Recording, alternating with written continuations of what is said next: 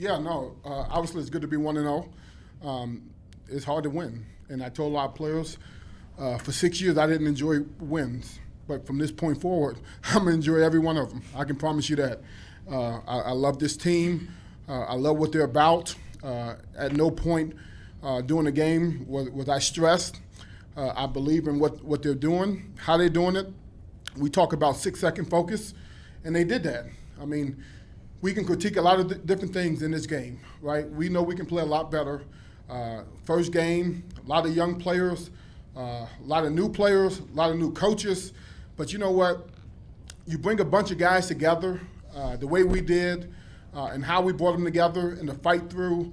I think that speaks to our culture, what we're about, how we do things, no flinch. We're not going to back down, and we will continue to do it. And every year is a reset, and that's how I look at it, to be honest with you, which it gives me great confidence to say, hey, no matter what happens with players or staff, we will rebuild. We got a great game to get under our belt, we can learn from, and we will grow from this. Holy Cross is a good team, great physical brand of football. We respect them. But at the same time, we went out there and did what we needed to do to win the game. So I couldn't be more proud of our football team. Like I tell our guys, it's always us versus them. And us is everybody in our locker room and what we go through and how we do it, the work that we put in. And 50% of the country is going to be 1-0, and 50% of the country is going to be 0-1. And we are in the right side of that column this week. And so now we got a short week, and we got a lot of work to do to get better. And I know we got the right type of people in the building that's going to put the work in to improve. Question. Coach, a little surprised it was 6-3 at the end of 3 quarters going into the fourth? The game is what it's going to be, right? You don't know what the game is going to turn into, nor can you predict what's going to happen, right?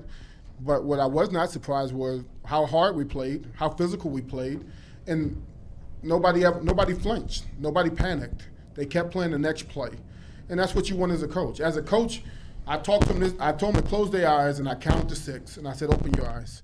And I said, that's all I want you to do is focus for 6 seconds and then play the next snap, and that's what they did.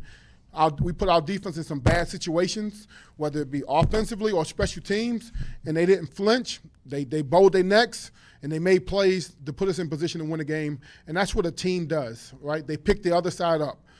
Our special teams picked us up with a return for a touchdown. And, you know, a lot of different things happened in that game, and then our offense went out there and, ran the ball out and ran the clock out. And so total team effort. But we're going to watch the film tomorrow, correct the mistakes, and try to get better for week 2. Coach, you mentioned that for 6 years you didn't really enjoy wins, and now you do. Why didn't you enjoy those wins for 6 years, and what's changed? Yeah, I think as a coach, you always look into the next thing, right? And I think, last year I think the Notre Dame game was really an eye-opening experience for me because I was convinced we would win, and then we won, and I really didn't enjoy it. And then people keep, man, that's such a great win. And I think back to that week, and I really honestly didn't enjoy it, to be honest with you. I moved on. But I went in that locker room, I got wet, I jumped in that little song, and every time we win, I'm going to enjoy it until the end of my career. Because you know what? Life is too short. This game is too hard. We put too much into it to not enjoy it and think, I'm getting too old, to be honest with you. I'm getting too old not to enjoy this thing. We got great young men in our program. I love our players. I love this team. And I'm going to enjoy it with them because I got 12 guaranteed games with these guys. And if we're able to play more, great. But I'm going to enjoy every time we win. And I'm not going to allow any outside influence affect how I feel about the guys we have in our locker room because I love those guys. Coach, for you had mentioned at the beginning of your statement just talking about the turnover on the roster. I know you've had that a lot throughout your career here, but what would you say was the most difficult part about getting this team ready for this season? You know what? Just getting everybody on the same page, from coaches to players, things that in my mind that we've done it a certain way for so many years, and then to realize, hey, this is the first time these coaches may have heard this or the first time these players may have heard this. So you have to go back to step one. Like you go in the locker room and we win the game and we got cheering and some people know how to do it and some people don't, So we got to go back and teach them how to cheer after a win. It was almost uncomfortable in there. But those are all the little things you have to teach. And I've enjoyed the process. I think the buy-in from my coaching staff has been phenomenal. The buy-in from the players have been phenomenal. And I have thoroughly enjoyed the last 9 months of being with these guys. And like I said, I'm going to enjoy every week, every moment I get the chance to spend with these guys because it's been truly a blessing. Mohammed, like Coach said, the defense, you guys kind of bailed out the offense, bailed out the special teams a couple times. Just what was kind of your guys' mindset and how do you say you guys performed, in those situations? Obviously, being a part of a great defense the past 3-4 years. Obviously, I already know the chip on our shoulder. Coming into this incoming year. I just wanted to just keep the defense in a instill mindset, just to attack the next play. Like, let's not give up. Like, let's not give in. We had like a relapse on one drive, but we came back. We stacked plays on top of plays, and obviously we're just gonna play until the bighorn says 0-0, and that was kind of just the mindset I was trying to instill to the back end, especially the D-line, the linebackers, just to keep stacking plays. Just don't give up because it's gonna be a long, hard game. Shalon, the offense. On that last drive, getting the touchdown drive, just what did you see clicking on that drive that maybe wasn't there earlier in the game? Just want to, that's basically what it came down to. Wanting to win the game. The O-line killed the D-line, and as the backs, we had to go win. So I feel like we did a good job of finishing the game. And Davion, obviously today you have the 96-yard return touchdown. Just take it through how that felt and just how the play played out for you, at least for your eyes. Really, I just trusted my special teams coach to put me in the right position, and went out there and made a play. It felt unreal, honestly. I didn't even know it was real. It's my first game, but I really appreciate the opportunity that they've given me, that everybody giving me, putting their trust into me. And, I just really appreciate that. Coach, you talk about winning with the new players on the roster from either junior college or high school. I assume that most of them came from winning programs and they're used to winning games, and then hopefully that'll rub off here at NIU, the new players that you have. I would assume they're coming from winning programs. I don't have the data on that, but Yeah. I will tell you this: they were productive players, so they used to making plays. Yeah. I can't speak for their whole team, but I can speak for them as individuals. You see Dixon out there making plays. You see Jasper Beeler out there making plays. You see Dante Harrison out there making plays. You see Diari Rogers out there making plays. I can't speak for their team records, but I can speak to them as individuals. That's why we look for production over potential when we bring in a kid. We bring in players that's going to play. And as you can see, how we played today, especially with some of the guys we brought on defense, those guys can play. When you look at the defensive line, what did you see today that kind of showed them imposing their will on other defensive drives? Yeah, I thought, those guys really changed the line of scrimmage. I had a feeling or a belief that this defensive line may be as good or better than the line we had last year, to be honest with you. And I know it's one game, and if we stay healthy, these guys have a chip on their shoulder. I think they'll prove that they'll be better. And, Roy Williams should have had 3 sacks in the first half, right? And he's the leader up there. He's the alpha. And when he goes, we go. And it's good to see those guys do what they do. They kept the linebackers free, allowed those guys to make plays. Our secondary made plays in the back end. And our program will always be built inside out. Mohammed, this one's for you. So you've been here for a couple of years and you've been able to see everyone else get their time to shine. And today you're starting the game, you're making plays out there. How does it feel to now be one of the leaders and one of the veterans on this Husky team?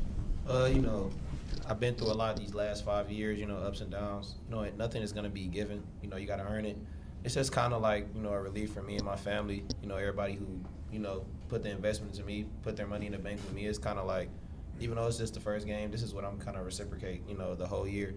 I just appreciate it. You know, it just feels good, you know, to go out there and finally like prove to everybody that I'm the guy that I say I am. And yeah, we're gonna see a lot more of this whole year. I'm gonna be a household name in this NCAA industry, the MAC, you know, safety, everything. You know, you're gonna see a lot more of me. Coach, any surprises from the first game, or did you just pretty much come in with an open mind with so many young players and stuff, experience-wise? No, I mean I got to watch the tape. You know, I thought our defense played outstanding. You know, I had some concerns. Obviously, you know, a bunch of new players, right? A bunch of new guys. You know, you start looking at your special teams and you realize a guy like Joey Routine, you know, a guy that's been in your program 3 or 4 years, you lose those type of players, those type of special teams players because of roster sizes and, you know, lack of depth. Now you infusing a bunch of new guys that haven't really played special teams and understand the significance and the value of it. So that was part of my concern going into it. But like I told our staff, we will only be inexperienced for one game, and we just got to learn quickly. You know, from this game, I thought Danny went out there and punted well. It's good to have a field goal kicker that you can, you know, count on. That's going to be a weapon for us as we continue to go, and we will get better from this game. I can promise you that. What are your first impressions, Coach, of the special teams? I mean, obviously there were some big plays, and like you said, a couple good punts by Vukovic, but I mean, there's a lot of maybe miscues reminiscent of last year too. So what's kind of your overall first impressions of the special teams? Yeah, I think, you know, we obviously got a lot to get better at. You know, we were in a coverage, and then we had a delay game. Then we changed the coverage to give them a different look, and then we didn't count the overload correctly, and they blocked the punt. And then obviously we were trying to kick away from number 4 because he was doing a nice job, so we kicked it to the right.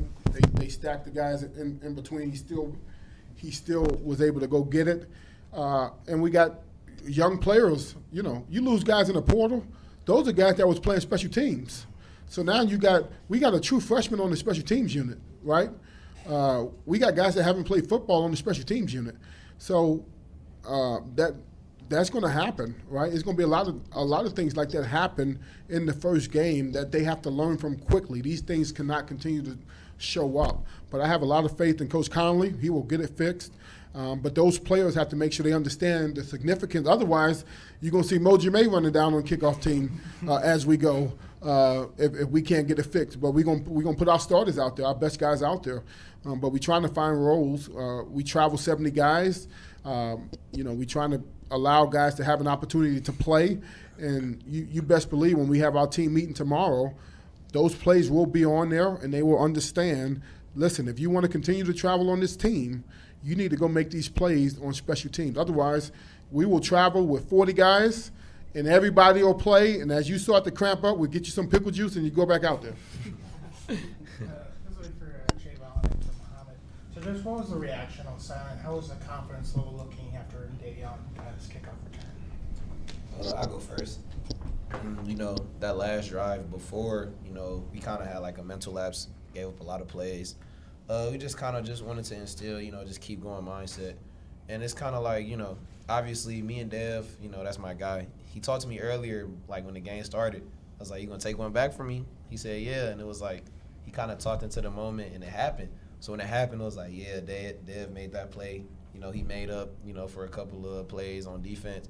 You know, you just feel the confidence, you know, through the whole team, the whole stadium, everything. I knew that our defense was ready to play. You know, our offense was going to make the plays when they had to. It was just the matter of fact, when the play comes, are you going to make it, yes or no? And we did. Dale he gave us energy on the sideline, I could say. 96-yard touchdown, you gotta build on that. Like, I feel like we did build on as far as confidence and sparking us to be ready to go out there and play, make another play. So I feel like it's like a snowball effect. When one player make a play, like now you want to go out there and do the same thing. So Most definitely. Coach, any word on Josh and his injury? Yeah, he's not injured. He came back at the end of the game. Yeah. Yeah. Coach, for you, it was Quinn Sanders' debut as offensive coordinator. I know you guys weren't able to get as many points as you would like, but what were some of the positives that you saw from the offense? Yeah, I mean, I thought he did a good job with the communication.